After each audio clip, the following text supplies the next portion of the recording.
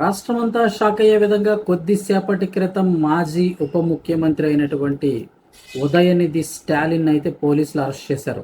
ఎందుకు అరెస్ట్ చేశారు, ఏంటి వివరాలు తెలుసుకుందాము. తమిళనాడు రాజకీయాల్లో ఇప్పుడు కీలక పరిణామం చోటు చేసుకుంది. మాజీ మంత్రి డిఎంకే నేత ఉదయనిధి స్టాలిన్ని మంగళవారం నాడు పోలీసులు అయితే అరెస్ట్ చేశారు. డిఎంకే పార్టీ కార్యక్రమంలో సీఎం విజయ్ అలాగే త్రిషపై అయితే గనక అనుచిత వ్యాఖ్యలు చేశారన్న ఆరోపణలపై ఇక ఉదయనిధి స్టాలిన్ పై తంజావూరు పోలీస్ స్టేషన్లో 6 సెక్షన్ల కింద అయితే కేసు నమోదు చేశారు. దీంతో ఉదయాన్నే పోలీసులు ఉదయనిధి నివాసం వద్దకు భారీగా చేరుకున్నారు. ఇదే సమయంలో డిఎంకే నేతలు సైతం పెద్ద సంఖ్యలో అక్కడికి చేరుకోవడంతో పరిస్థితి అంతా కూడా తీవ్ర ఉద్రిక్తంగా మారింది. ఉదయనిధి ఆయన నివాసంలోనే పోలీసులు అరెస్ట్ చేశారు. అక్కడి నుంచి తరలిస్తుండగా పోలీసు వాహనాలను డిఎంకే కార్యకర్తలు అడ్డుకున్నారు. విజయ్ ప్రభుత్వానికి వ్యతిరేకంగా డిఎంకే కార్యకర్తలు పెద్ద ఎత్తున నినాదాలు చేశారు. దీంతో పోలీసులకు అలాగే డిఎంకే కార్యకర్తల మధ్య తోపులాట చోటు చేసుకోవడంతో అక్కడ పరిస్థితి తీవ్ర ఉద్రిక్తంగా మారింది. డిఎంకే కార్యకర్తలను పోలీసులు చెదరగొట్టి ఉదయనిధిని అక్కడి నుంచి అయితే కనుక తరలించారు.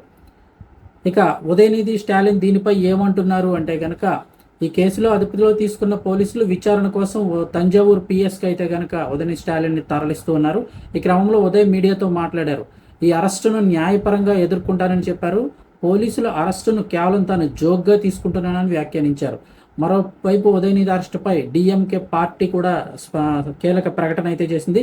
రేపు తమిళనాడు బడ్జెట్ సమావేశాలు ఉన్నాయని, టీవీకేను ఎక్కడ ప్రశ్నిస్తారు అన్న భయంతోనే ఉదయనిధిని అరెస్ట్ చేశారంటూ డిఎంకే ప్రకటించింది. బడ్జెట్ వేళ అరెస్ట్ చేయడం కేవలం రాజకీయమే అంటూ ఆగ్రహం వ్యక్తం చేసింది. ఇక ఉదయనిధిని పోలీసులు తీసుకువెళ్తుంటే డిఎంకే కార్యకర్తలు వాళ్ళు ఉంటారు కదా, ఎక్కడికెక్కడ అడ్డుకుంటూ ఉన్నారు. కార్యకర్తలు ప్రభుత్వానికి వ్యతిరేకంగా నినాదాలు చేస్తున్నారు. ఉదయనిధిని తంజావూరు పోలీస్ స్టేషన్ తరలిస్తుండగా అది చెన్నై నుండి దాదాపు 500 కిలోమీటర్ల దూరంలో ఉంది.